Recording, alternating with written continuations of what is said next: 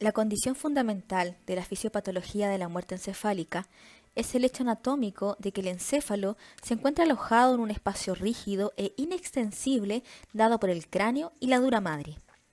Esta condición determina una limitada capacidad para acoger aumentos en el volumen de los componentes habituales o de masas patológicas, ya sea que aumente el volumen del cerebro por edema, aumente el volumen del líquido cefalorraquídeo por una hidrocefalia, o se agregue bruscamente una masa patológica como una hemorragia cerebral o un tumor.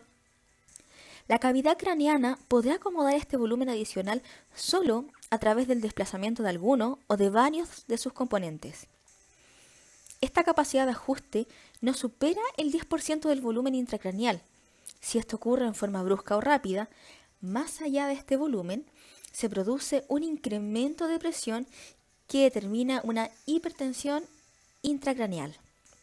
La presión intracraneal se transfiere directamente a las pequeñas venas corticales, que son, en la práctica, las que constituyen el punto de salida del torrente sanguíneo después de cruzar el encéfalo. Esto de que el cráneo sea una caja rígida e inextensible no se cumple ni en los menores de 1 año ni en pacientes que hayan sido sometidos a craneectomía descompresiva. Cuando una catástrofe neurológica determina un incremento de la presión intracraneal de tal magnitud que iguala la presión arterial, la presión de perfusión cerebral se reduce a 0. Esto significa que ocurre un paro circulatorio cerebral. La muerte encefálica es en la inmensa mayoría de los casos el resultado de un paro circulatorio cerebral. Solo excepcionalmente el mecanismo que lleva a la muerte encefálica es distinto y ocurre cuando la lesión no es tisular, sino estrictamente de la célula neuronal. Las neuronas requieren para su viabilidad un aporte constante de glucosa y oxígeno a través del flujo sanguíneo continuo. En ocasiones, se produce una disminución extrema de alguno de estos aportes por el tiempo prolongado.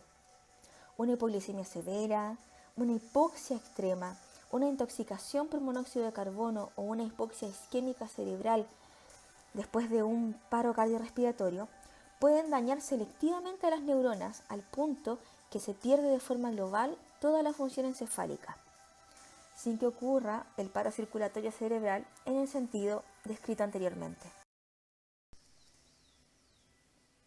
Antes de revisar cómo realizar el diagnóstico de muerte encefálica, debemos analizar los requisitos para un adecuado y legal proceso. Clásicamente, la muerte de la persona se asocia con el paro cardiorrespiratorio no recuperado, en el que al no recobrarse el latido cardíaco efectivo, no hay bomba ni llegada de sangre y oxígeno a los órganos, lo que se traduce en la pérdida progresiva de la función de todos los órganos vitales.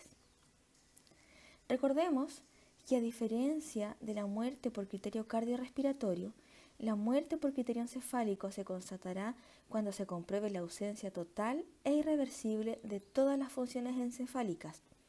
Esto implica que todas las pruebas clínicas deben incluir las funciones del hemisferio y tronco encefálico.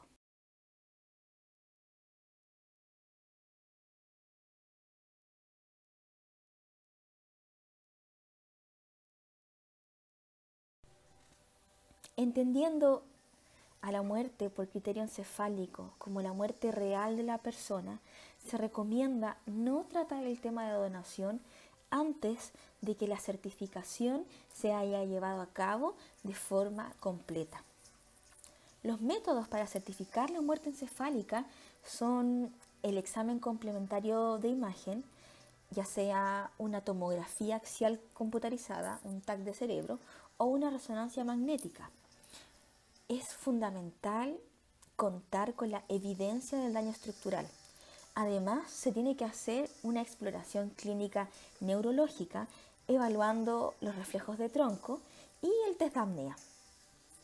La evaluación en los pacientes pediátricos menores de 15 años es diferente, ya que en el caso de ello, y que lo podemos ver marcado en el cuadro sistemático en color verde, se exige la realización del electroencefalograma.